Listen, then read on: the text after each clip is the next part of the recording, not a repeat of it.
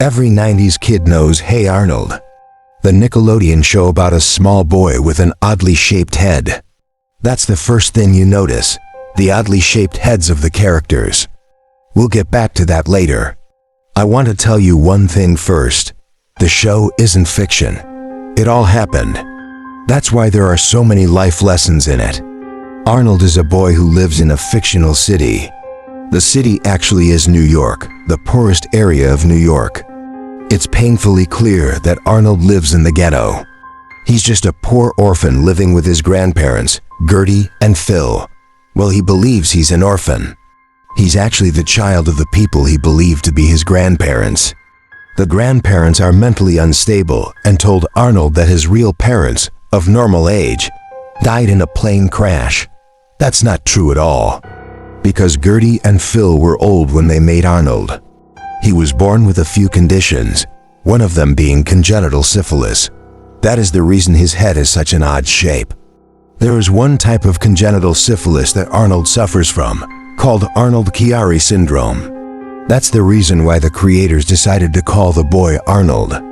Gertie and Phil themselves are mentally unstable because of their age. This is also the reason why Phil sexually abused Arnold. Phil says to Arnold that it's totally normal for a grandparent to do this kind of stuff to their grandchildren. Arnold is being bullied for his oddly shaped head. This is where another condition Arnold has comes in.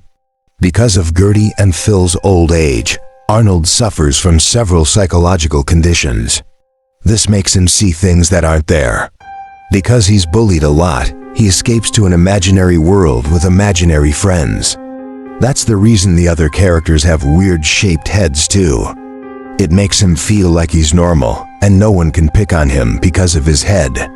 This is also the reason why Arnold believes his parents are his grandparents, and that his real parents died in a plane crash.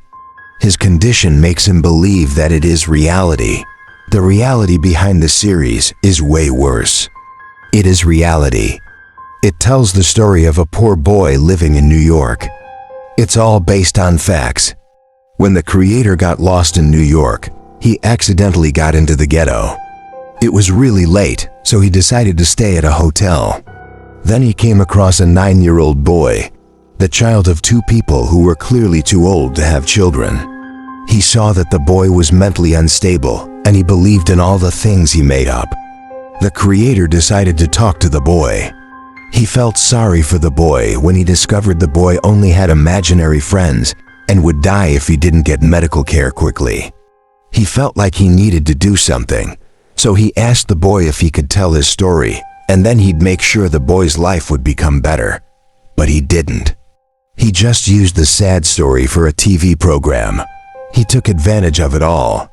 The misery was so successful as a children's program, he became rich and didn't care about the poor boy's suffering. He did not tell anyone about the way he came up with the idea for the series. He knew that if the truth would come out, it would be all done for him. No one would support a program created by someone who became rich over the misery of someone else. The secret was kept for so many years, but when it all came out to one of the important people from Nickelodeon, the show immediately got canceled. So now you know where the idea came from, what it really is, and why it ended. The boy probably is dead by now. We can't help him anymore. But please make sure no one takes advantage of someone else's misery again. We can help all those poor kids in the ghetto, but not by making a program out of them.